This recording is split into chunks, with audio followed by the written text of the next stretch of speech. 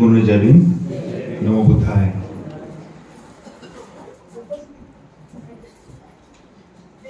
त्रिरत्न बौद्ध महासंघ नांदेडच्या वतीने आज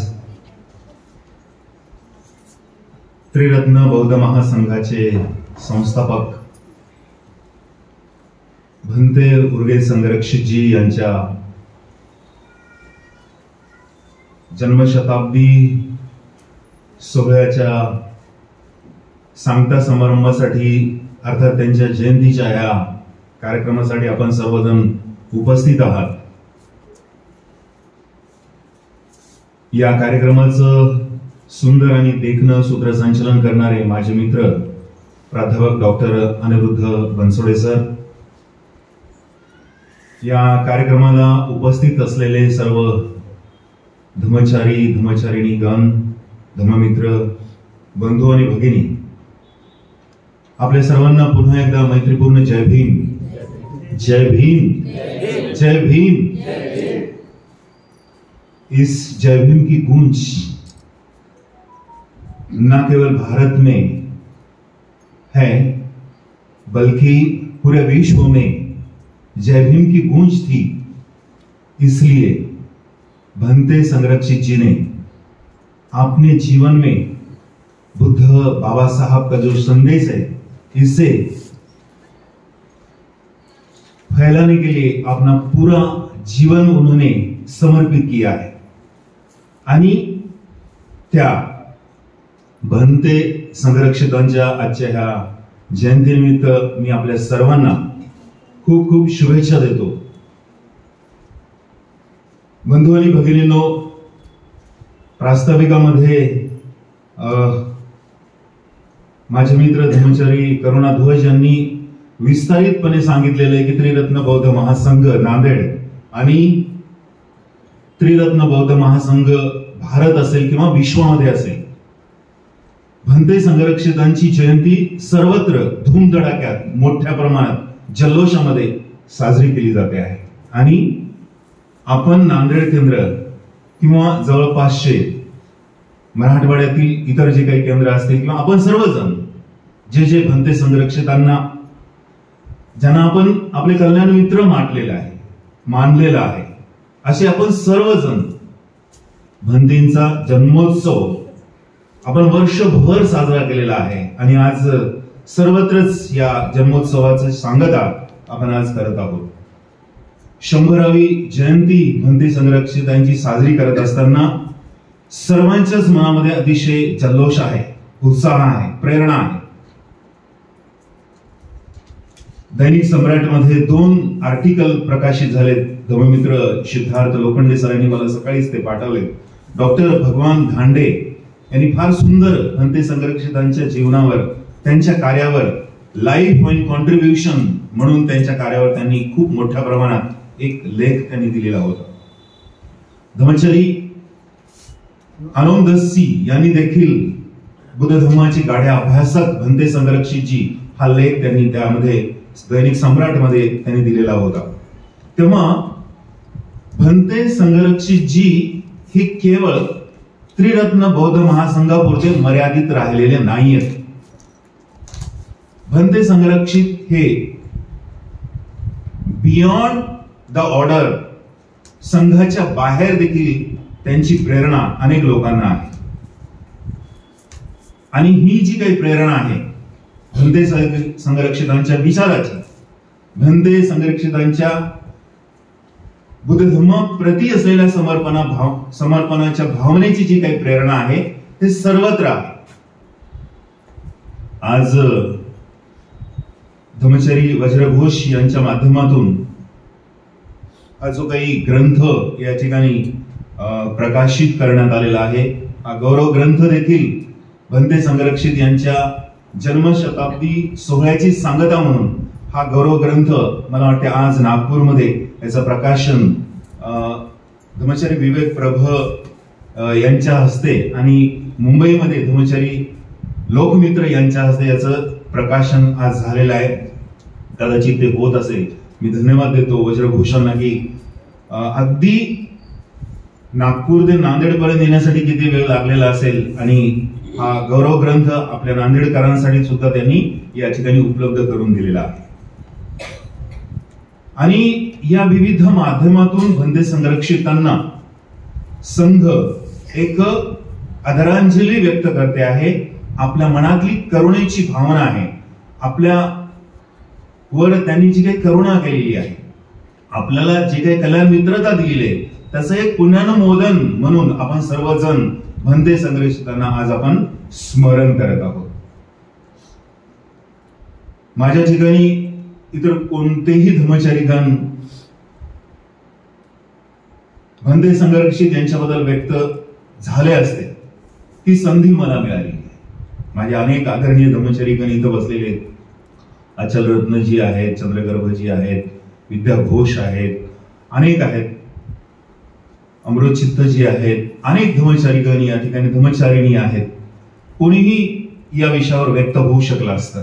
ती संधी मला पुण्यानुमोदन करण्याची संधी बंदे संरक्षितांप्रती ही मला संधी प्राप्त झालेली आहे. तेव्हा माझ्यासारख्या व्यक्तीला, एक ऑर्डर मेंबर, एक संघ सदस्य म्हणून माझ्यासारख्या व्यक्तीला बंदे संरक्षित काय वाटतात? मी माझ्या आयुष्यामध्ये 2001 पासून जे काही बंदे संरक्षितांचा अभ्यास केलेला आहे, बंदे संरक्षितांना विविध पुस्तकाच्या माध्यमातून मी जाणून घेतलेला आहे. मग माझ्या शरणगमनाचा इतिहास असेल, बुद्धत्व मानवाचा आदर्श असेल, अष्टांगिक मार्ग असेल, शिव समाधी प्रज्ञा असेल, सर्व बुद्धिझम असेल, संरक्षिता द पाथ ऑफ इनलाइटनमेंट असेल, किंवा असे विविध ग्रंथ बंदे संरक्षितांची अभ्यासल्यानंतर, वाचल्याच्या नंतर, त्यांच्यावर चिंतन केल्याच्या नंतर माझ्यासारख्या छोट्या त्यांच्या धम्म अनुयायाला असं वाटलेलं आहे की बंदे संरक्षित हे मला पाश्चिमात्य देशातील एक उगवता धम्म तारा वाटताय.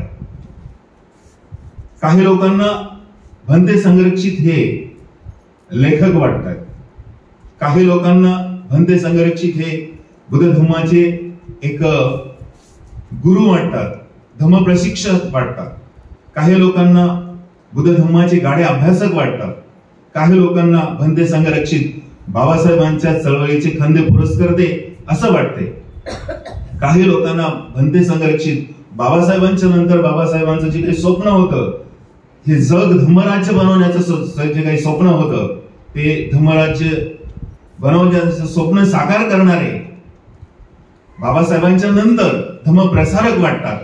माझ्यासारख्या व्यक्तीलाही हे सगळं वाटतं. It is all in my mind, in my hurt.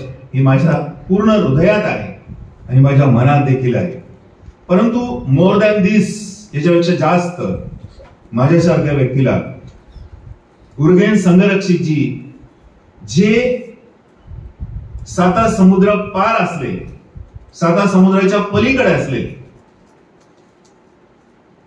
ज्या वेस्टर्न कंट्रीमध्ये ज्यांचा जन्म झालेला आहे, पाश्चिमात्य देशामध्ये ज्यांचा जन्म झालेला आहे, आणि तो पाश्चिमात्य देशामध्ये जन्मलेला छोटासा मुलगा, आपण म्हणतो ना बाळाचे बाय पाळण्यात दिसतात, नाही का? हे बाळ, हे मूल मोठं झाल्याच्या नंतर काही लोक म्हणतात की अरे यस, मला असं वाटलं की हे काहीतरी वेगळंच, काहीतरी और असेल. बंदे संरक्षितांच्या बाबतीत देखील असंच घडलेलं आहे की बाळाचे पाय पाळण्यात दिसत होते, आणि ते बाळ केवळ बाळ नव्हतं, तर माझ्या दृष्टीनं पाश्चिमात्य देशातील तर झगमगता, उगवता एक धम्मतारा होता, असं माझ्यासारख्या व्यक्तीला वाटतं.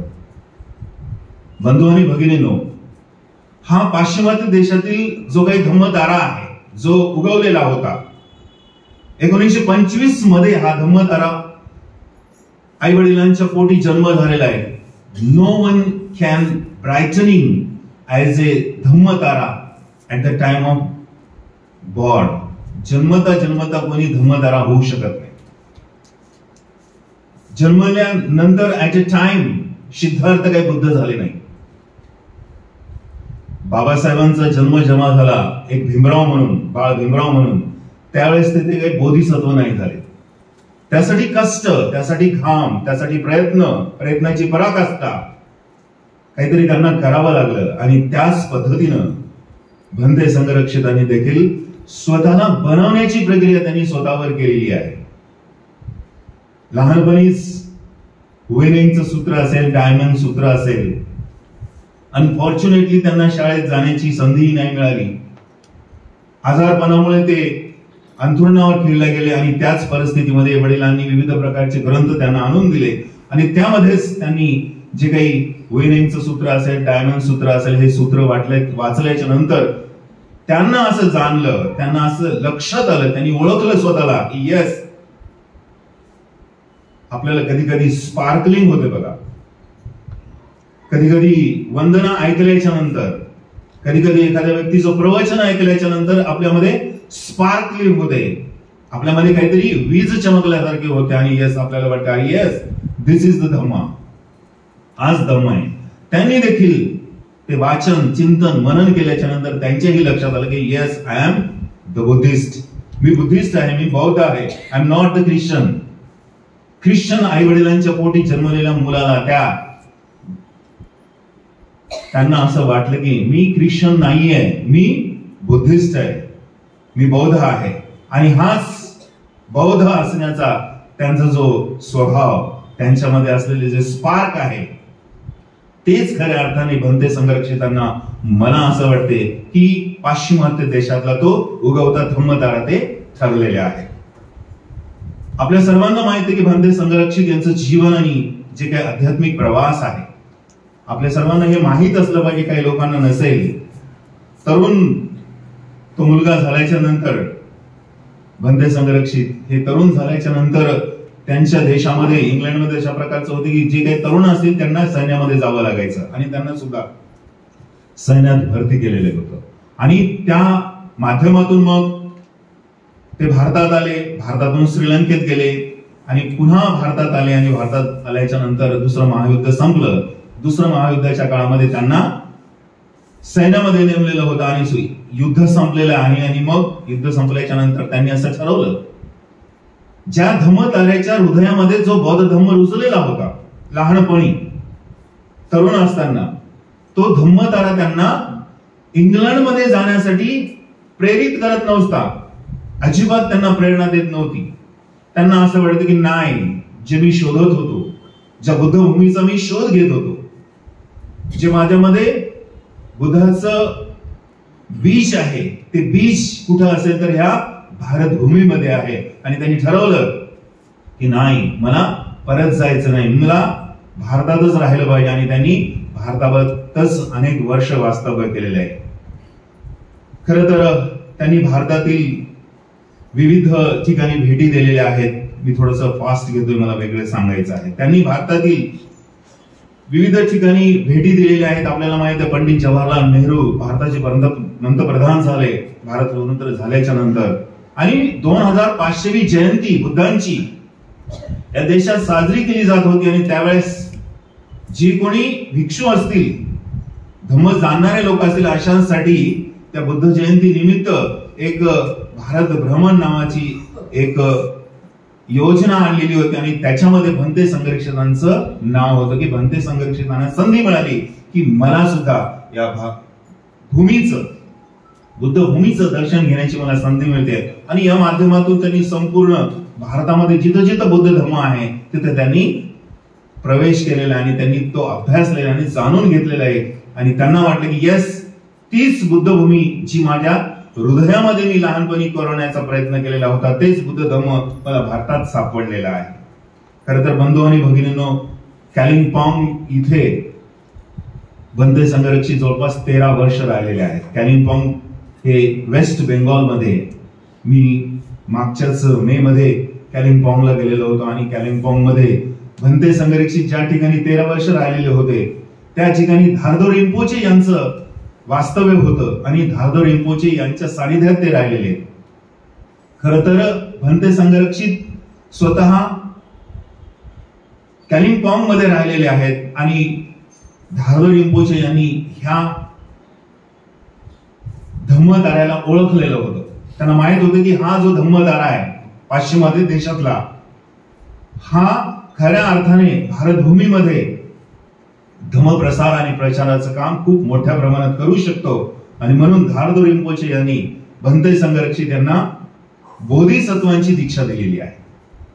जो बोधिसत्व आदर्श जो स्वतः भंते संघरक्षितांनी त्यांच्या अनेक शिकवणींमध्ये बोधिसत्व आदर्श हा ठेवलेला आहे. त्यांनी स्वतः बोधिसत्वांची दीक्षा घेतली आणि खऱ्या अर्थाने बोधिसत्व काय असतो, बोधिसत्वांनी काय काम करायचं असतं, खरं तर हयातभर पूर्ण आयुष्यभर भंते संघरक्षितांनी बोधिसत्वाचा आदर्श समोर ठेवून आपलं काम बुद्ध धर्माच्या प्रसार आणि प्रचारासाठी त्यांनी पुढे नेण्याचं काम केलेलं आहे. आपल्याला हे माहित आहे की भंते संघरक्षितांना एक लेखक म्हटलेलं जातं. खरं तर भंते संघरक्षित हे लेखक कसे हे जर तुम्हाला जाणून घ्यायचं असेल द सर्वे ऑफ बुद्धिझम हा ग्रंथ आपण वाचला पाहिजे. डॉक्टर बाबासाहेब आंबेडकर आणि बुद्धिझम हा ग्रंथ आपण वाचला पाहिजे. त्याच्यातनं हे भंते संघरक्षितांची लेखकाची जी दृष्टी आहे ती खऱ्या अर्थाने या लेखांमध्ये या ग्रंथांमध्ये आपल्या लक्षात येते. जवळपास 50 ते 60 ग्रंथांचं भंते संघरक्षितांनी लिखाण केलेलं आहे. खरं तर बौद्ध धर्मावर पुस्तकं अफाट आहे, प्रचंड आहे, खूप आहे. मी एक पुस्तक वाचत होतो, द चॅलेंज ऑफ इनलाइटनमेंट, बुद्धत्वाचे आव्हान. सुखो ओखा नावाचे एक जापनीज लेखक आहेत. त्यांनी द चॅलेंज ऑफ इनलाइटनमेंट नावाचा एक ग्रंथ लिहिलेला आहे. परंतु द चॅलेंज ऑफ इनलाइटनमेंट हा ग्रंथ आणि भंते संघरक्षित यांनी लिहिलेला द सर्वे ऑफ बुद्धिझम या दोघांची जर तुलना केली तर भंते संघरक्षितांनी लिहिलेला ग्रंथ हा जगमान्य आहे. हा अनन्यसाधारण अशा प्रकारचा ग्रंथ आहे. म्हणून विविध ग्रंथांचं लिखाण भंतेंनी बौद्ध धर्माचा जो काही अभ्यास आहे, जो काही बुद्ध धर्म आहे तो त्यांनी स्वतः त्याच्यात त्यांनी वर्णन केलेलं आहे. शील समाधी प्रज्ञा सांगितलेली आहे, बोधिसत्व आदर्श त्यांनी त्याच्यात सांगितलेला आहे, व्हॉट इज मेडिटेशन सांगितलेलं आहे, बहुचक्र काय आहे. म्हणजे बुद्ध धर्मावर त्यांनी खूप मोठ्या प्रमाणात लिखाण त्यांच्या आयुष्यामध्ये त्यांनी केलेलं आहे. भंते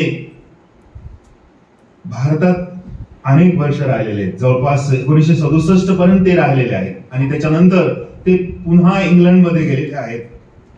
आणि इंग्लंडमध्ये जाऊन त्यांनी जे भारतात राहत असताना 1950 मध्ये, हे आपल्या सर्वांना स्पष्ट असलं पाहिजे, 1950 मध्ये डॉक्टर बाबासाहेब आंबेडकरांनी एक लेख लिहिलेला होता, भगवान बुद्ध आणि त्यांच्या धम्माचं भवितव्य. भगवान बुद्ध आणि त्यांच्या धम्माचं भवितव्य हा लेख बाबासाहेबांनी लिहिला आणि तो महाबोधी पत्रिकेमध्ये प्रकाशित करण्यासाठी तो कोलकात्याला पाठवला. आणि त्या कलकत्त्यामध्ये महाबोधी पत्रिकेचे संपादक कोण होते? उर्गेन संघरक्षितजी. खरं तर बाबासाहेबांनी भंते यांची ही पहिली भेट होती. ही भेट, याच्यानंतर दुसरी भेट बाबासाहेबांची आणि भंतेची झाली. त्याच्यानंतर बाबासाहेबांच्या शेवटच्या क्षणी बाबासाहेब खूप थकलेल्या अवस्थेमध्ये दिल्लीमध्ये आपल्या गार्डन मध्ये बसलेले होते आणि भंते संघरक्षित तिसऱ्या भेटीच्या प्रसंगी त्यांच्याशी वार्तालाप करतायत. आणि बाबासाहेब भंते संघरक्षितांना म्हणतायत की संघरक्षित, जे काही धम्मप्रसार आणि प्रचाराचं काम आहे, ते धम्मप्रसार आणि प्रचाराचं काम तुम्ही तुमच्या माध्यमातून करू शकाल काय? खरं तर हेही आपल्याला माहित असलं पाहिजे इथल्या बसलेल्या काही माझ्या बांधवांना. 14 ऑक्टोबर 1956 ला डॉक्टर बाबासाहेब आंबेडकर यांनी नागपूरला धर्मांतर केलेले, धम्मदीक्षा घेतलेली आहे. ती धम्मदीक्षा भंते संघरक्षितांनी मला द्यावी, भंते संघरक्षितांनी मला दीक्षित करावं, मला दीक्षा द्यावी बुद्ध धर्माची, असं बाबासाहेबांनी त्यांना आग्रह धरलेला होता. कॅन यू गिव्ह मी, तुम्ही मला दीक्षा देऊ शकता का? परंतु भंते संघरक्षित त्यांनी ओळखलेलं होतं की बाबासाहेब माझ्यापेक्षा कितीतरी ग्रेट बोधिसत्व आहे. भंते संघरक्षित हे स्वतः बोधिसत्वच होते. त्यांनी बोधिसत्वाची दीक्षा घेतलेली होती. एक बोधिसत्व दुसऱ्या बोधिसत्वांना ओळखतो आणि स्वतः भंते असं म्हणतात की नाही बाबासाहेब, की माझ्यापेक्षा जे श्रेष्ठ असलेले चंद्रमणी यांच्याकडनं आपण दीक्षा घेतली पाहिजे अशी माझी इच्छा आहे. खर तर बाबासाहेब आणि भंते संरक्षित यांच्या या वार्तालापामुळे भंते संरक्षितांमध्ये असलेला जो काही पाश्चिमात्य देशातला धम्मतारा आहे आणखीच तो ब्रायटनिंग होतो आहे, आणखीच तो चकाकतो आहे, त्याच्यामध्ये तेज निर्माण होते आहे. आणि मग बाबासाहेबांच्या ह्या भेटीच्या आठवणी भारतातील जे अस्पृश्य समाज होता, बाबासाहेबांनी ज्या उपेक्षित लोकांना, ज्यांना दलित असं म्हटलं जायचं, ज्यांना अनटचेबल म्हटलं जायचं, अशा अनेक लोकांना बाबासाहेबांनी धर्मांतरित केलेलं होतं. हा सगळा लेखाजोखा भंते संरक्षितांजवळ होता आणि हा लेखाजोखा घेऊन भंते संरक्षित इंग्लंडमध्ये गेले आणि त्यांना असं वाटलं की नाही, मला काहीतरी केलं पाहिजे. मी बाबासाहेबांनी ज्या पद्धतीने मला सांगितलेलं होतं की धम्मप्रसार आणि प्रचारामध्ये आपण पुढे आलं पाहिजे,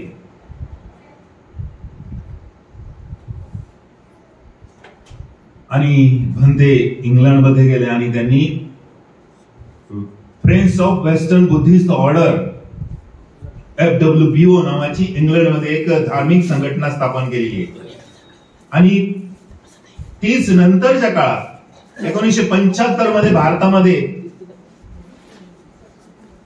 भंते संरक्षितांनी 1975 मध्ये त्रिरत्न बौद्ध महासंघ आजचा आणि तेव्हाचा त्रैलोक्य बौद्ध महासंघ आणि आजचा त्रिरत्न बौद्ध महासंघ ही जागतिक धम्म चळवळ भंते संरक्षितांनी स्थापन करून जणू काही डॉक्टर बाबासाहेब आंबेडकरांच्या धम्मक्रांतीला एक प्रकारे पुढे नेण्याचं काम केलेलं आहे.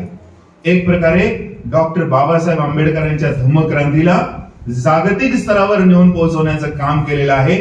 जो धम्मतारा जो वेस्टर्न कंट्रीमध्ये निर्माण झालेला होता, खर तर डॉक्टर बाबासाहेब आंबेडकरांच्या पुण्याईमुळे, डॉक्टर बाबासाहेब आंबेडकरांच्या धर्मदृष्टीमुळे या धम्मताऱ्याला तेज निर्माण झालेला आहे. हा धम्मतारा मोर ब्रायटनिंग झालेला आहे आणि त्या माध्यमातून त्याच्यातूनच भंते संरक्षितांनी त्रिरत्न बौद्ध महासंघाची स्थापना केली आणि त्या स्थापनेतूनच जे डॉक्टर बाबासाहेब आंबेडकरांनी भगवान बुद्ध आणि त्यांच्या धम्माचं भवितव्य याच्यामध्ये ज्या गोष्टी सांगितलेल्या होत्या की मला कशा पद्धतीचा नवीन धम्मसेवक पाहिजे, मला ख्रिश्चनांसारखं जसं एक ख्रिश्चनांचं बायबल आहे त्या पद्धतीचा मला एक बौद्ध ग्रंथ पाहिजे. आणि त्या माध्यमातून बाबासाहेब आंबेडकरांनी त्यांच्या हयातीमध्ये तर हे सगळं केलेलंच होतं, परंतु डॉक्टर बाबासाहेब आंबेडकर, बाबासाहेबांच्या नंतर बाबासाहेबांचं उर्वरित स्वप्न साकार करण्याचं काम त्रिरत्न बौद्ध महासंघाच्या माध्यमातून भंते संरक्षितांनी हयातभर पुढे नेण्याचं काम केलेलं आहे. बंधू आणि भगिनींनो, हा पाश्चिमात्य देशातील उगवणारा धम्मतारा खऱ्या अर्थाने आज आपण पाहतो भिक्षू संघ आहे, आदरणीय भिक्षू संघ आहे, ज्यांनी अरहंतांचा आदर्श समोर ठेवून किंवा हीन आणि संप्रदाय समोर ठेवून त्यांनी भिक्षू संघ पुढे आलेला आहे. बुद्ध धम्म प्रसार आणि प्रचार त्यांनी केलेला आहे.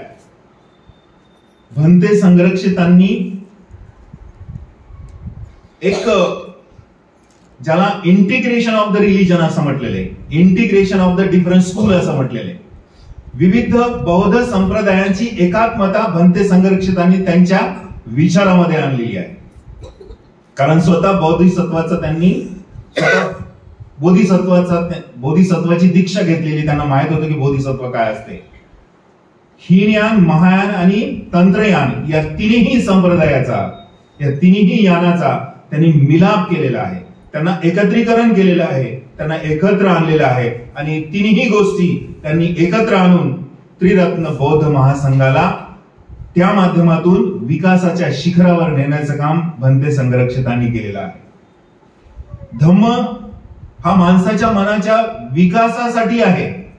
धम्म हे माणसाला विकासाच्या शिखरावर नेण्यासाठी आहे, हे त्यांनी स्वतः जाणलेलं होतं. म्हणून भंते संरक्षित हे खऱ्या अर्थाने धम्मतारा यासाठी ठरलेले आहेत. म्हणून आपण भंते संरक्षितांना त्यांना समजून घेताना बंधू आणि भगिनींनो, हा विचार आपण सोडून दिला पाहिजे. जागतिक स्तरावर भंते संघर्षितांना एक लेखक म्हटलं जातं.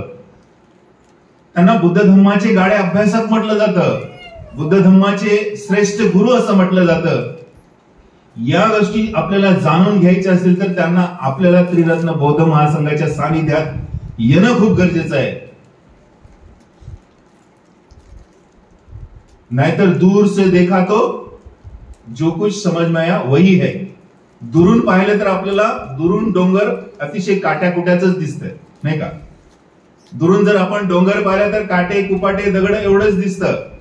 आपण जवळ जर गेलो तर खऱ्या अर्थाने आपल्याला त्याची मजा चाखता येते. त्रिरत्न बौद्ध महासंघाच्या सानिध्यात आल्याच्या नंतर खऱ्या अर्थानं भंते संघर्षित आपल्याला लक्षात येतात की ते खऱ्या अर्थाने पाश्चिमात्य देशातले एक धम्मतारा आहेत. आणि हा धम्मतारा खऱ्या अर्थाने आपण आपल्या जीवनामध्ये उतरवण्याचा आपण सतत प्रयत्न करणं खूप गरजेचं आहे. खरं तर याच्यावर मी आणखी विस्ताराने बोलू शकलो असतो.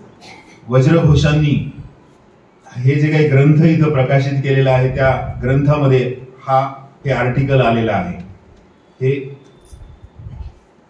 भंते संघरक्षित एक पाश्चिमात्य देशातील धम्मतारा, आपण त्याच्यावर जास्त चिंतन करू शकता किंवा त्याच्यावरती वाचून घेऊ शकता. मला भंते संघरक्षित यांनी जे काही भंते संघरक्षितांच्या धम्म शिकवणीचा भारतात काय परिणाम झाला, या धम्मताऱ्याने जे काही काम केलेलं आहे भारतामध्ये त्याचा काय परिणाम झाला, काय प्रभाव पडला भारतीय लेवलवर, हे मला आपल्याला सांगणं खूप गरजेचं आहे. कारण भंते संघर्षित केवळ नांदेडचे नाही आहेत, परभणीचे नाहीत, औरंगाबादचे नाहीत, हैदराबादचे नाहीत, दिल्लीचे नाहीत, भारतातले नाहीत. ते तर जवळपास 53 राष्ट्रामध्ये 53 देशामध्ये त्यांना एक कल्याण मित्र म्हणून ओळखलं जातं, त्यांना एक धम्मगुरू म्हणून ओळखलं जातं, एक फिलॉसॉफर म्हणून ओळखलं जातं. त्यांनी पाश्चिमात्य देशामध्ये स्वतःचा उगम केल्याच्या नंतर जो बोधिसत्व असतो, जे काही नॉलेज आहे, जे काही ज्ञान आहे ते स्वतःकडे कधीच ठेवत नाही, तो इतरांना देत असतो. स्वतः बोधिसत्व कधीही स्वतःचा विकास करून तो बुद्धत्व प्राप्त करत नाही. सगळ्यांना सोबत घेऊन, केवळ मानव प्राणी नाही, सर्व जीव जंतूंना सोबत घेऊन तो बुद्धत्वाकडे जातो. भंते संघरक्षितांनी देखील त्यांच्यामध्ये जे काही धम्मतारा विकसित झालेला होता, धम्माचं बीज त्यांच्यामध्ये जे काही निर्माण झालेलं होतं, ते बीज त्यांनी भारत भूमीमध्ये रोवण्याचं काम फार मोठ्या प्रमाणात केलं, हे आपण विसरता कामा नये. म्हणून डॉक्टर बाबासाहेब आंबेडकरांची धम्मदृष्टी जी काही आहे तीच भंते संघरक्षितांची धम्मदृष्टी आहे. आणि त्या धम्मदृष्टीचा, त्या धम्मताऱ्याचा प्रभाव भंते संघरक्षितांचा भारतावर काय झाला त्याबद्दल आपण थोडंसं बोलूया. भंते संघरक्षितांच्या धम्म शिकवणीचा परिणाम भारतातील बौद्ध समूहावर झालेला आहे, बौद्ध लोकांवर झालेला आहे, ज्याला इंडियन कम्युनिटी असं म्हटलेलं आहे. बौद्ध समूहावर त्याचा फार मोठ्या प्रमाणात परिणाम झालेला आहे. विशेषतः जे काही दलित होते, पूर्वीचे अस्पृश्य होते, बाबासाहेब गेल्याच्या नंतर बाबासाहेबांनी आपल्याला तर धर्मांतरित केलेलं आहे, परंतु त्यानंतर कोण आहे, आम्हाला पुढे नेणारा कोण आहे, बाबासाहेबांचे विचार, बाबासाहेबांचा धम्मरथ पुढे नेण्यासाठी कोण आहे? ह्या धम्मताऱ्याने स्वतः भारतात आल्याच्या नंतर त्याचा एवढा प्रभाव झालेला आहे की त्यांनी बुद्ध धर्माचं पुनरुज्जीवन केलेलं आहे. भंते संघरक्षितांनी फार मोठा ग्रंथ लिहिलेला आहे, सर्वायवल ऑफ बुद्धिझम. बुद्ध धर्माचं पुनरुज्जीवन नावाचा ग्रंथ त्यांनी लिहिलेला आहे आणि त्याच्यामध्ये हे पुनरुज्जीवन त्यांनी भारतामध्ये पूर्णतः केलेलं आहे. भारतात भंतेंनी बुद्ध धर्माचे पुनरुज्जीवन करण्यामध्ये निर्णायक भूमिका घेतलेली आहे. कोणीतरी धम्मप्रसार प्रचार करतो आहे, विहारावर पूजा वंदना चाललेली आहे, लोक उगीच बघत असतात, चल रहा है चलने दो. जो स्वतः त्या भूमीवर जाऊन वंदना घेणे, त्या भूमीवर जाऊन स्वतः अग्रभागी राहून काम करणे, दॅट इज द निर्णायक भूमिका. ती निर्णायक भूमिका आहे आणि ती भूमिका बुद्ध धर्माचं पुनरुज्जीवन करण्यामध्ये भंते संघरक्षितांनी फार मोठ्या प्रमाणात केलेली आहे. बाबासाहेबांच्या अनुयायांसोबत भंते संघरक्षित राहिलेले आहेत. भंते संरक्षित नागपूरचा दौरा केलेला आहे, अहमदाबादचा दौरा केलेला आहे, नांदेडला सुद्धा 1982 ला येऊन गेलेले आहेत. बाबासाहेबांच्या अनुयायांसोबत राहून जे राजा अशोकाच्या नंतर बुद्धांना पुन्हा भारतात आणण्याचं काम जर कोणी केलं असेल, बाबासाहेब आंबेडकरांनी केलेलं आहे. सम्राट अशोकांच्या नंतर, बाबासाहेबांच्या नंतर बुद्ध धर्माचं पुनरुज्जीवन करण्याचं काम जर कोणी केलं असेल तर भंते संरक्षितांनी केलेलं आहे. ते आपण विसरता कामा नये. आणि बाबासाहेबांच्या अनुयायांसोबत राहून ह्या चळवळीने, त्रिरत्न बौद्ध महासंघ ह्या चळवळीने अनेक शेकडो आणि हजारो लोकांना धर्मांतरित करण्याचं काम केलेलं आहे. ब्रह्मचारी चंद्रबोधी केरळला मध्यंतरी गेलेले होते, त्यांच्या हस्ते 600 ते 700 लोकांनी धर्मांतराची धम्मदीक्षा घेतलेली आहे. ह्या चळवळीच्या माध्यमातून अनेक लोकांनी धम्मदीक्षा घेतलेल्या आहेत आणि या माध्यमातून भंते संरक्षकांनी स्वतः धम्मप्रसार आणि प्रचाराचे दौरे तर केलेत, परंतु बुद्ध धर्माचं पुनरुज्जीवन केलेलं आहे. हा परिणाम भारतावर झालेला आहे. भंते संरक्षकांनी फार महत्वाचं काम जर कुठलं केलं असेल, ज्याचा परिणाम भारतावर झाला, तो म्हणजे उपेक्षितांना सक्षम बनवलंय. त्यांनी उपेक्षितांना सक्षम बनवलं म्हणजे गरिबांना श्रीमंत बनवणं म्हणजे सक्षम नाहीये. उपेक्षितांना सक्षम बनवणं म्हणजे लाडक्या बहिणींना 1,500 रुपये देणं असं नाही. ते उपेक्षितांना सक्षम बनवणं म्हणजे काय, बुद्ध धर्माच्या प्रवाहात आणणं. जे अंधश्रद्धा, जातीयता, करणी, कर्मकांड याच्यामध्ये अडकलेले होते, अशा उपेक्षितांना भंते संरक्षितांनी सक्षम बनवलेले बुद्ध धर्माच्या माध्यमातून. आणि म्हणून उपेक्षितांना सक्षम बनवण्याचं काम भंतेंनी त्यांनी स्वतः त्यांच्या धर्मप्रसार आणि प्रचाराच्या कार्यातून केलेलं आहे. आणि लोक जे होते, जे अशिक्षित होते, अंधश्रद्धेमध्ये अडकलेले होते, अशा लोकांना त्यांनी काय केलेलं आहे, त्यांचं व्यक्तिगत परिवर्तन घडून आणलेले आहे. त्याला इंडिव्हिज्युअल ट्रान्सफॉर्मेशन असं म्हणतात. व्यक्तिगत परिवर्तन आहे. आणि भंते संरक्षितांनी त्रिरत्न बौद्ध महासंघामध्ये इंडिव्हिज्युअल ट्रान्सफॉर्मेशनला जास्त महत्व दिलेलं आहे. व्यक्तिगत परिवर्तन तुमच्यात जोपर्यंत होत नाही तोपर्यंत तुम्ही काही करू शकत नाही. Yes, I M my self, any order member, एखादा धर्मचारी असेल किंवा मी स्वतः असेल, माझ्या आडातच नसेल तर पोहऱ्यात कुठून आणायचंय. व्यक्तिगत ट्रान्सफॉर्मेशनला त्यांनी फार महत्व दिलेलं आहे. आणि या देशातल्या, भारतातल्या बौद्ध धर्माचं पुनरुज्जीवन करत असताना त्यांनी उपेक्षित लोकांना बुद्ध धर्माच्या माध्यमातून खूप सक्षम बनवलेलं आहे. म्हणून त्रिरत्न बौद्ध महासंघातला धम्मचारी असेल, धम्ममित्र असेल, धम्मसहायक असेल किंवा भारतातला एखादा बौद्ध अनुयायी असेल, बाबासाहेबांच्या धर्मांतरानंतर, बाबासाहेबांच्या नंतर भंते संरक्षकांनी जे काही काम केलेलं आहे, त्याचा परिणाम असा झाला की उपेक्षित लोक हे सक्षम झालेले बुद्ध धर्माच्या माध्यमातून, बुद्ध धर्माच्या पॉइंट ऑफ व्ह्यू. खरं तर आणखी काय परिणाम झालेला आहे भंते संरक्षितांच्या, त्या जे धम्मतारा म्हणून स्वतः विकसित झालेला त्या धम्मताऱ्याचा परिणाम भारतावर काय झालेला आहे, सांस्कृतिक देवाणघेवाण वाढलेली आहे. कुठं भारत आणि कुठं इंग्लंड आहे. पाश्चिमात्य व पूर्वोत्तर देशाचा संवाहक म्हणून भंते संरक्षितांनी काम केलेलं आहे. जे काही पाश्चिमात्य संस्कृती होती त्यांनी भारतात आणलेली आहे. भारतातली बौद्ध संस्कृती आहे त्यांनी कुठं, इंग्लंडमध्ये. केवळ इंग्लंडच नाही, आताच सांगितलं जगातल्या 53 राष्ट्रामध्ये बाबासाहेबांनी बुद्ध धर्माला त्यांनी नेऊन पोहोचवलेला आहे.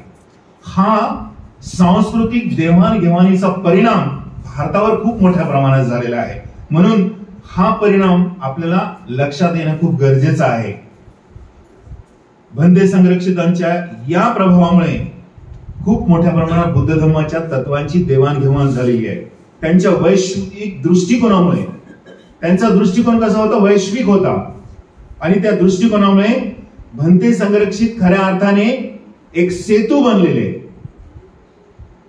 गोदावरी नदीवर पूल जर नसला तर शिडकोच्या महिला आल्या असते का इथं. दॅट इज द सेतू. जी पाश्चिमात्य देशातली संस्कृती आहे, भारतातली बौद्ध संस्कृती आहे, ते इंग्लंडमध्ये का गेलेली आहे, एक सेतू स्वतः बनण्याचं काम भंते संरक्षितांनी केलेलं आहे.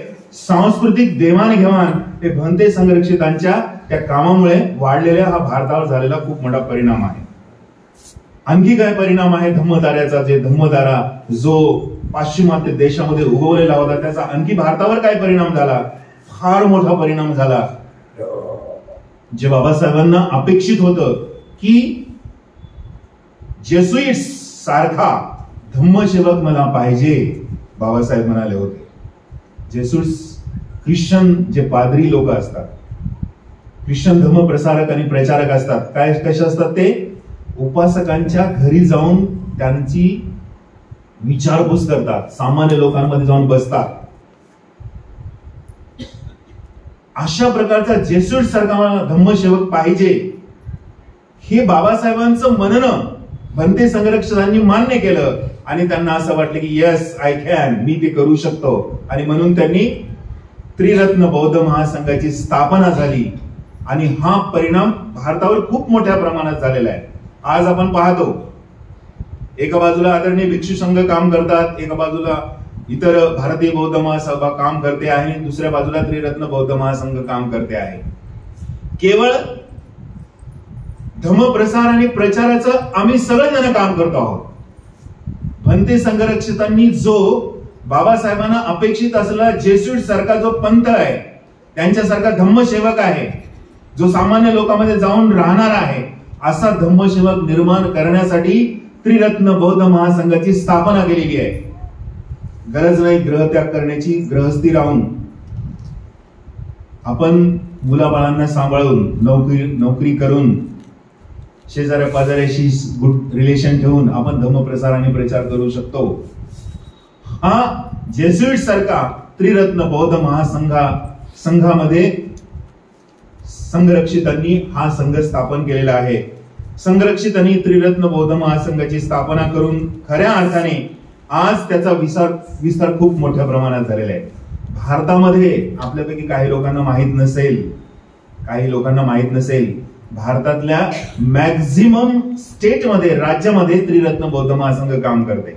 छत्तीसगड असेल, तामिळनाडू असेल, इकडे दिल्ली असेल, इकडे हरियाणा असेल, पंजाब असेल, महाराष्ट्र तर आहेच, गुजरात आहे, अनेक मॅक्झिमम स्टेटमध्ये त्रिरत्न बौद्ध महासंघाचं जाळं पसरलेलं आहे.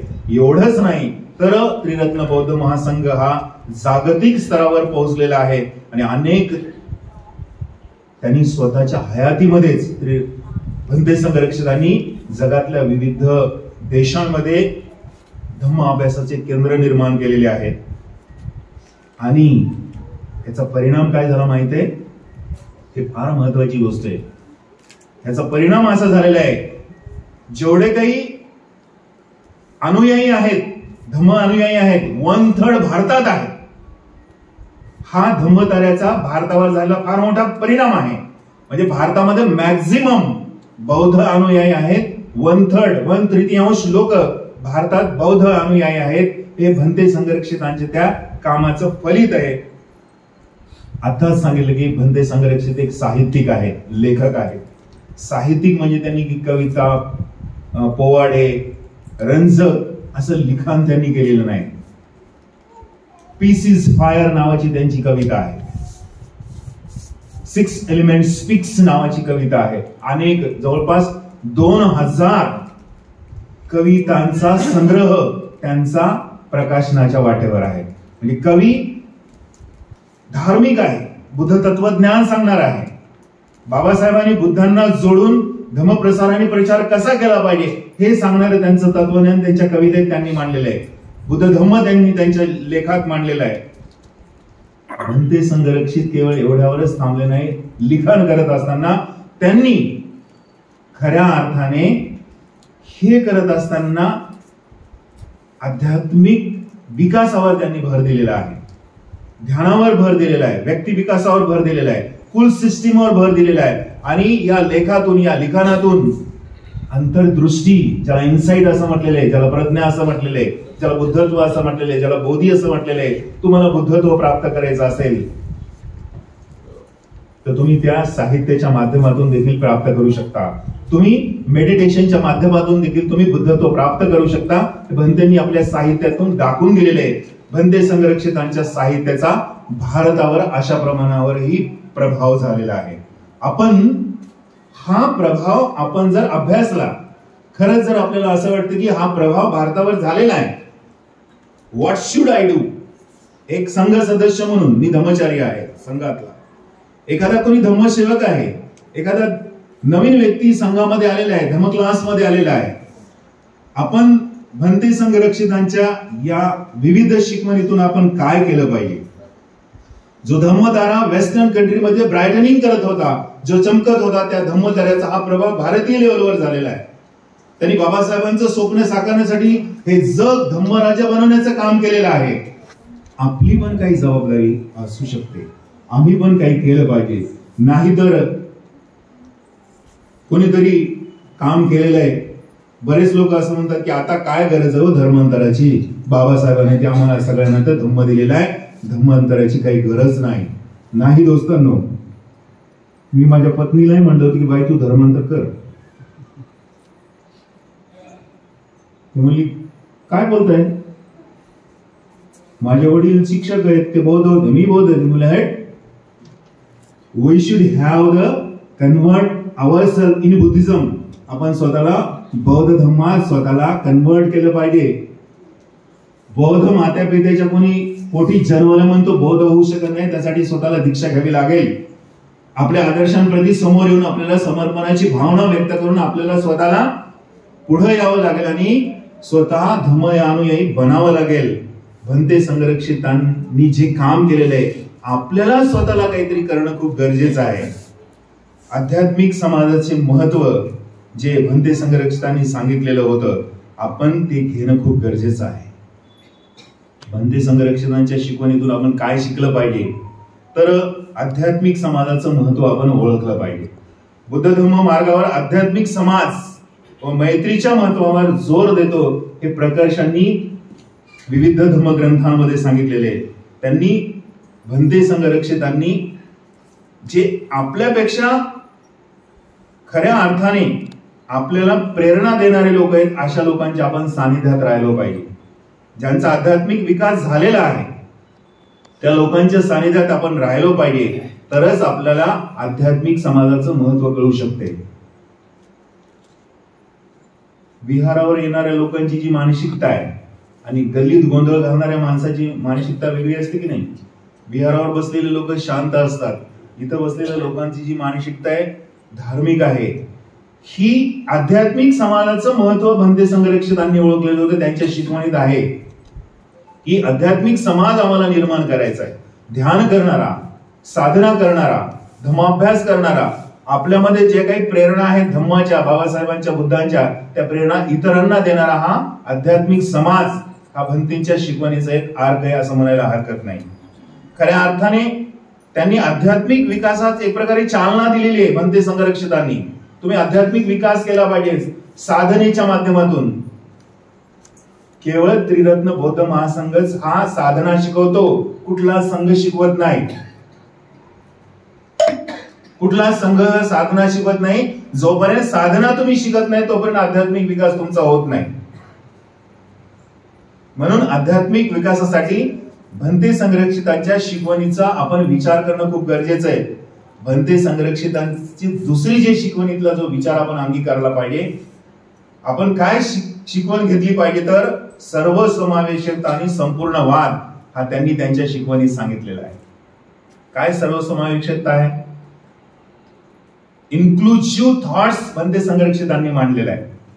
संरक्षितांनी विविध संप्रदाय, आताच म्हणालो हीनयान, महायान आणि वज्रयान, तंत्रयान तुम्ही म्हणू शकता, या तिन्ही विविध बौद्ध संप्रदायांचा समावेश त्यांनी आपल्या शिकवणीत केलेला आहे. Integration of the different school of Buddhism, बौद्ध धर्माच्या विविध संप्रदायांचं एकत्रीकरण भंते संरक्षितांनी आपल्या शिकवणीमध्ये केलेलं आहे. आणि म्हणून खऱ्या अर्थाने भंते संरक्षित हे एक सर्वसमावेशक गुरु वाटतात. आपल्याला मी सांगू इच्छितो, जेव्हा भंते संरक्षित इंग्लंडमध्ये गेलेले होते त्यांनी पाहिलेलं होतं की जे उपासक आहेत ते वेगळ्या पद्धतीने जीवन जगतायत, विहारांमध्ये राहणारे लोक वेगळ्या पद्धतीने जीवन जगतायत, विहारवासी असलेले भिक्षू किंवा विहारात राहणारे लोक हे कॉलनीमध्ये गल्लीतल्या लोकांमध्ये जाऊन अजिबात भेटत नाही. त्यांना वाटतं की आम्ही वेगळे आहोत, त्यांना वाटतं की आम्ही वेगळे आहोत. परंतु भंते संघरक्षकांनी हा हीनयान, महायान आणि वज्रयान किंवा तंत्रयान हा जो सर्वसमावेशकता वाद, संपूर्ण वाद जेव्हा लोकांना सांगितला त्यावेळेस लोकांच्या लक्षात आलं की नाही, वी आर ऑल इक्वल, आपण सगळे एकत्रच आहोत. आणि भंते संघरक्षकांनी असं कधीच म्हटलेलं नाही की आमच्याकडे कोणी भिक्षू येऊ नका, असं कोणी कधीच म्हटलेलं नाही. You are welcome always. शिबिरांमध्ये भिक्षू येतात, उपासक येतात, सगळ्या प्रकारचे लोक येतात.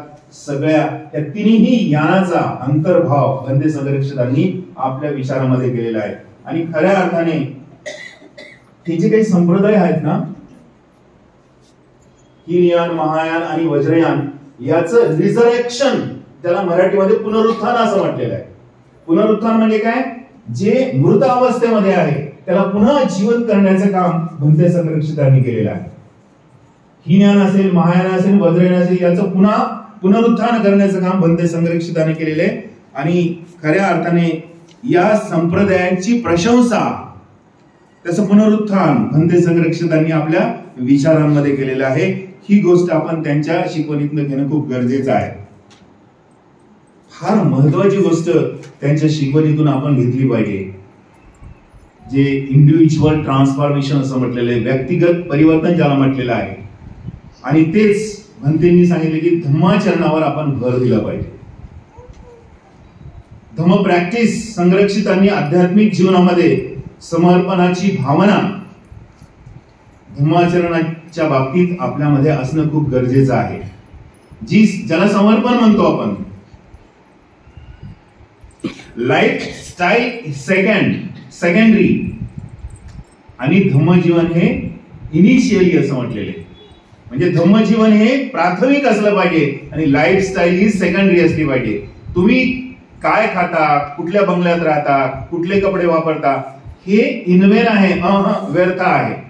धम्मजीवन आपण कसं जगतो हे महत्वाचं आहे.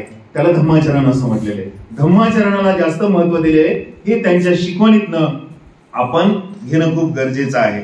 आपल्या आध्यात्मिक जीवनामध्ये आपल्याला जर भक्कम प्रमाणात जर पुढे जायचं असेल तर आपण धम्माचरणाकडे उघड्या डोळ्यांनी पाहिलं पाहिजे. ध्यान, धम्माभ्यास, कल्याण मित्रता, धम्मशिबिर या माध्यमातून आपण धम्माचरणाकडे भक्कमपणे जाऊ शकतो असं भंते संघरक्षकांना वाटतात. चौथी गोष्ट आपण त्यांच्या शिकवणीतनं घेतली पाहिजे, त्याला त्यांनी म्हटलं की व्यक्तिगत परिवर्तनावर आपण जोर दिला पाहिजे. I am different from others. मी यांच्यापेक्षा वेगळा आहे, ते माझ्यापेक्षा वेगळे, माझं धम्माचरण वेगळं आहे. आपल्यापैकी किती लोकांना माहित नाही की फार मोठी गोष्ट भंते संघरक्षकांनी सांगितली की ज्याला बोधिचित्त असं म्हटलेलं आहे. बोधिचित्त म्हणजे काय? बुद्ध मन आहे, बुद्ध विचार आहे. बुद्ध विचार हे सर्वांचे सारखे आहेत. बोधिचित्त हे सर्वांचं सारखं आहे. परंतु माझ्यात बोधिचित्त कधी निर्माण होईल हा माझ्या धम्म प्रॅक्टिसचा भाग आहे.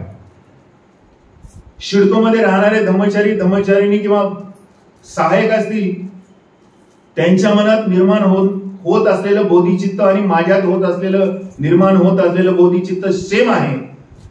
ते कसं निर्माण होतं, केव्हा निर्माण होतं, माझ्या धम्म प्रॅक्टिसवर अवलंबून आहे. व्यक्तिगत विकासाला त्यांनी खूप प्राधान्य दिलेलं आहे. म्हणून तुम्ही व्यक्तिगत, त्याला इंडिव्हिज्युअल ट्रान्सफॉर्मेशन त्यांनी पुन्हा म्हटलेलं की व्यक्तिगत तुमचा विकास केला तरच खऱ्या अर्थाने तुम्ही धम्म शिकवणीला पुढे जाऊ शकता. तुम्हाला बुद्ध धम्म फार लवकर समजू शकतो. त्यांनी या व्यक्तिगत विकासाला प्राधान्य दिलेले. म्हणून साधना ही पर्सनल आहे, इंडिव्हिज्युअल आहे. माझी साधना इंडिव्हिज्युअल आहे, यांची साधना ही वेगळी आहे. आम्हा धम्मचारींची साधना शाक्यमुनी साधना जरी असली तरी मी माझ्या व्यक्तिगत लेवलवर करतो. मी बोधिचित्त माझ्यात निर्माण करतो. माझं व्यक्तिगत डेव्हलपमेंट आहे. वज्रघोष हे त्यांच्या पद्धतीनं करतायत, विद्याघोष हे त्यांच्या पद्धतीनं बोधिचित्त त्यांच्यात निर्माण करतायत. तो व्यक्तिगत ट्रान्सफॉर्मेशन आहे किंवा व्यक्तिगत विकास आहे. हे भंते संघरक्षकांनी फार प्रकर्षाने त्यांच्या शिकवणीतनं सांगितलेलं आहे. तेव्हा बंधू आणि भगिनींनो, ह्या धम्मताऱ्याचा जो काही उगम झालेला आहे पाश्चिमात्य देशामध्ये, त्याचा प्रभाव भारतावर झालेला आहे. त्यांच्या शिकवणीतून आपण काय शिकलेलं पाहिजे, तर भंते संघरक्षित हे आध्यात्मिक गुरु पण आहे. आध्यात्मिक गुरु म्हणजे काय, तर त्याला त्यांनी कल्याण मित्रता ही संकल्पना किंवा ही शिकवण त्यांनी सांगितलेली. जोपर्यंत आपण एका विकसित व्यक्तीच्या सानिध्यात राहत नाही तोपर्यंत आपला स्वतःचाही विकास होत नाही. आपण चांगल्या समूहामध्ये जर राहिलो तर आपली भाषाही चांगली होऊ शकते, आपल्यावर संस्कारही चांगले होऊ शकतात. आपल्यापेक्षा जे धम्माचरणाच्या दृष्टीने जे पुढे गेलेले लोक असतात त्यांच्यासोबत राहिलो तर आपलंही धम्माचरण वाढू शकते. आध्यात्मिक मार्गदर्शक म्हणून त्यांनी स्वतः काम केलेले आहे आणि आपल्यालाही त्यांनी हे सांगितले की तुम्ही सुद्धा आध्यात्मिक गुरुच्या सानिध्यात राहिलं पाहिजे, कल्याण मित्राच्या सानिध्यात राहिलं पाहिजे, तरच तुमचा तो विकास होऊ शकतो. ही शिकवण मला वाटते आपण घेणं खूप गरजेचं आहे. आणि त्यानंतर जागृती व स्मृतीची रुजवणूक त्यांनी त्यांच्या शिकवणीत केलेली आहे. आपल्याला हे माहीतच आहे की सिद्धार्थाला ज्ञान का प्राप्त झालेले, कशा पद्धतीने झालेले. केवळ अवेअरनेस, स्मृती आणि जागृती या माध्यमातूनच सिद्धार्थांना बुद्धत्व प्राप्त झालेले. आणि हा दोरा, हा धागा पकडून भंते संघरक्षकांनी सुद्धा संघातल्या प्रत्येक सदस्यांना साधना दिलेली आहे. प्रत्येक धम्ममित्र धम्मसहायकांना ध्यान करा असं म्हटलेलं आहे. व्यक्तिगत विकासासाठी जोपर्यंत आपली जागृती विकसित होणार नाही, आपली स्मृती आपली वाढणार नाही, तोपर्यंत आपण व्यक्तिगत विकास होणार नाही आणि खऱ्या अर्थाने आपण बोधिसत्वाचा आदर्श घेणार नाही आणि खरं आपल्याला बुद्धत्वही कळणार नाही. म्हणून ही रुजवणूक त्यांनी आपल्या जीवनात केलेली आहे. आणि शेवटची गोष्ट फार महत्वाची आहे, ज्या गोष्टीकडे आपण नेहमी दुर्लक्ष करतो. मला वाटतं की मला स्वतःला असं वाटतं की माझ्यासारख्या व्यक्तीला असं वाटतं की अरे हा, मी महाविद्यालयात प्राचार्य आहे, माझ्या एवढा कोणीच नाही, मी आज तरुण आहे, माझ्याकडे आज पद आहे, माझ्याकडे पैसा आहे, माझ्याकडे घर आहे, गाडी आहे, बंगला आहे, ज्याच्या त्याच्या पद्धतीनं, नाही का. परंतु भंतेंनी जे त्रिवेद शिकवण बुद्ध धर्मात सांगितलेली आहे, दुःख, अनित्य आणि अनात्म, नाही का. माणसाच्या जीवनात दुःख आहे, अनात्म देखील आहे, कुठलीच गोष्ट ठोस नाहीये. आणि ज्याला अनित्यता असं म्हटलेले भंतेच्या शिकवणीतली जी फार महत्वाची गोष्ट आहे ते म्हणजे अनित्यता आहे.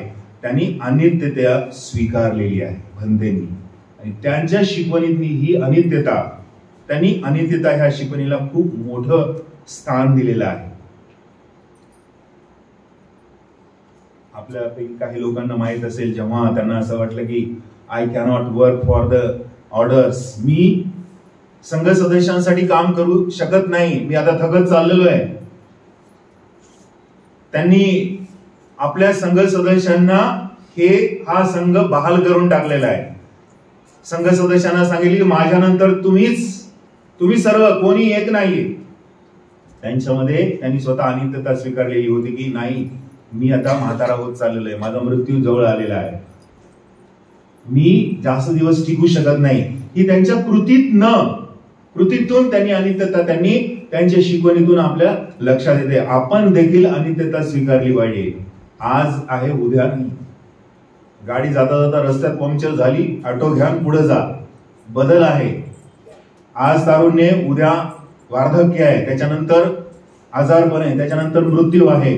हा विचार, हा अनित्यतेचा विचार आहे आणि भंतेंनी हे प्रकर्षाने सांगितलेलं आहे. आणि खऱ्या अर्थाने त्यांनी त्याला इम्ब्रॅन्स केलेलं आहे, कवटाळलेलं आहे. म्हणजे त्याला कवटाळलेलं आहे, अनित्यतेला दूर नाही सोडलेलं आहे, तर त्यांनी अनित्यता स्वीकारलेली आहे. त्यांच्या शिकवणीतला हा अविभाज्य भाग झालेला आहे. Part and parcel of his thinking, त्यांच्या विचारातला एक अविभाज्य घटक झालेला आहे अनित्यता. म्हणून ह्या ज्या काही शिकवणी आहे, जो धम्मतारा वेस्टर्न कंट्रीमध्ये निर्माण झालेला होता, धम्म विकसित झालेला होता त्यांच्या हृदयामध्ये, त्याचा परिणाम भारतावरही झालेला आहे. आणि त्याचा परिणाम असा झाला की भारतामध्ये धम्मप्रसार आणि प्रचार खूप मोठ्या प्रमाणातही झालेला आहे. केवळ भारतावर झालेला परिणाम म्हणून आपण शांत बसणं गरजेचं नाही. बाबासाहेबांनी करून ठेवलं म्हणून आपण शांत बसलो तर काही होणार नाही, आपल्याला पुन्हा काही करावं लागणार आहे. ती शिकवण आपल्याला अनुसरावी लागणार आहे. आणि आपल्याला जे बाबासाहेबांचं उर्वरित स्वप्न आहे, जे भंतेंनी हयातभर पूर्ण करण्याचा प्रयत्न केलेला आहे. आपण देखील भंते आज नाहीये.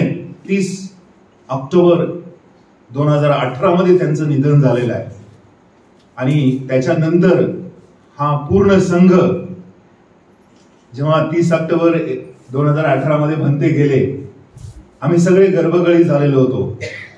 माझी पत्नी फार संघामध्ये ऍक्टिव्ह नाहीये. पूर्वी सुरुवातीला यायची लहान लेकरं असताना. 2 व्हीलरवर आम्ही पुढे पोरगा पाठीमागे पोरगा आणि गाडीवर पळत राहायचो, या शिबिरात जा त्या शिबिरात जा. तिला माहित होतं की भंतेचं काय महत्व आहे, भंतेची शिकवण माहित होती. 30 ऑक्टोबर 2018ला जेव्हा भंते गेले त्यावेळेस ती म्हणाली की अहो तुमच्या संघाचं काही खरं नाही आता. म्हटलं काय झालं? भंते गेले, तुमचं काही खरं नाही. तर सगळा संघ विस्कळीत होतो, पण तसं नाही झालं. संघातले आम्ही खूप प्रबल आहे, स्ट्रॉंग आहे. त्यांनी भंतेची शिकवण ही आत्मसात केलेली आहे. त्यांना अनित्यता माहित आहे, बदल माहित आहे, त्यांनी बदल स्वीकारले आहे. म्हणून संघ भंतेच्या नंतर देखील आज टिकून आहे. अशा प्रकारे भंते संरक्षितांच्या शिकवणीचा अभ्यास करून आपल्या आपण स्वतःची सखोल धम्म समज आपण वाढवणं खूप गरजेचं आहे. बंधूंनो, आपल्याला धम्म समज असली पाहिजे. शील समाधी प्रज्ञा काय आहे आपल्याला समजलं पाहिजे. प्रज्ञा आपल्याला कशी प्राप्त करता येईल, समाधीच्या माध्यमातून आपण पुढे कसं जाता येईल आपल्याला लक्षात आलं पाहिजे. आणि धम्मतत्वाची जाणीव सुद्धा आपल्याला होणं खूप गरजेचं आहे. त्याचप्रमाणे आध्यात्मिक विकासात व्यक्तिगत परिवर्तन, धम्माचरण, आध्यात्मिक समाज हा विकसित होणं आपल्यासाठी फार महत्वाचं आहे. केवळ पाश्चिमात्य देशामध्ये एक तारा चमकला, धम्म तारा उगवला, भारतावर परिणाम झाला, एवढ्यावरच बाबासाहेबांची चळवळ इथं थांबणार नाही. बाबासाहेबांची धम्मदृष्टी जे भंतेंनी ओळखली, जी आपल्याला दिली, तीच धम्मदृष्टी आपल्याला ओळखणं खूप गरजेचं आहे. आणि बाबासाहेबांच्या उर्वरित धम्मराज्य बनवण्याच्या चळवळीमध्ये पुन्हा आपण आलो पाहिजे. खरं तर भंतेंनी आपल्या सर्वांना ऑफर दिलेली. ऑफर माहितीये आपल्याला? हेच माहिती, एका साडीवर 2 साडी, दुसरी साडी. दिस इज नॉट ऑफर. भंतेंनी आपल्याला ओपन दालन केलेलं आहे, एक दालन खुले केलेलं आहे. Come and join with us. बाबासाहेबांच्या धम्म चळवळीचे पायक होण्यासाठी या आणि बाबासाहेबांची धम्मदृष्टी समजून घ्या आणि उर्वरित बाबासाहेबांच्या स्वप्नासाठी काम करा. म्हणून भंतेंनी आपल्याला एक ऑफर दिलेली आहे. आणि जो प्रकाश वेस्टर्न कंट्रीमध्ये झळकत होता, त्या प्रकाशातला, त्या ताऱ्याचा एक तरी प्रकाशाचा क्षण, त्याचा अंश आपल्यामध्ये आपण निर्माण करण्याचं काम करूया. आणि भंते संरक्षितांना 100व्या जयंती निमित्त स्मरण करत असताना आपण हा संकल्प करूया की मी बाबासाहेब आंबेडकरांचा अनुयायी आहे. बाबासाहेबांचे विचार माझ्या हृदयात आहेत. बाबासाहेबांची धम्मदृष्टी माझ्या अंतःकरणात रुजलेली आहे, जे भंतेंनी माझ्यापर्यंत आणून पोहोचवलेली आहे. इमॅजिन, बाबासाहेब गेल्याच्या नंतर, बाबासाहेब 6 डिसेंबर 1956 गेल्याच्या नंतर नागपूर या ठिकाणी लाखो लोक गर्भगळीत झाल्याने रडायला लागले. कोणीच बोलायला तयार नाही. भंते संरक्षित उभं टाकले आणि एका सायकल रिक्षावर उभं टाकून लोकांना सांगताय की बंधू आणि भगिनींनो, बाबासाहेब आंबेडकर तुमच्या आणि माझ्यातून जरी शरीराच्या माध्यमातून गेले तरी विचाराच्या माध्यमातून आपल्या सोबत आहे, हृदयात आहे. तेव्हा हा विचार भंतेंनी आपल्याला दिलेला आहे, आपल्या सर्वांना दिलेला आहे. तो त्या धम्मताऱ्याचा एक अंश, एक प्रकाशाचा किरण आपल्या हृदयातही आपण जागृत ठेवण्याचा प्रयत्न करूया. आणि पुन्हा बाबासाहेबांच्या धम्मराज्याची संकल्पना साक्षात आणण्याचा, पूर्ण करण्याचा आपण या प्रसंगी, या क्षणी, आजच्या दिवशी आपण प्रयत्न करूया, त्याचा संकल्प करूया. खरं तर डॉक्टर बाबासाहेब आंबेडकरांना अभिवादन करत असताना, बाबासाहेबांना स्मरत असताना किंवा भंतेंना आठवत असताना आपण सर्वजण एक संकल्प केला पाहिजे. आपण देखील बुद्ध या अनुयायी बनलो पाहिजे. आपण सुद्धा बाबासाहेबांचे अनुयायी बनलो पाहिजे. आणि बाबासाहेबांना, बुद्धांना, भंते संरक्षितांना जे स्टार म्हणून आपल्यापर्यंत आलेले, एक किरण म्हणून आलेले आहे, त्या किरणाचा एक आपण भाग होऊया आणि धम्मप्रसार आणि प्रचारामध्ये पुढे येऊया. आपण मला अगदी शांतपणे ऐकून घेतलं त्याबद्दल धन्यवाद. थँक्यू. जय भीम. नमो बुद्धाय.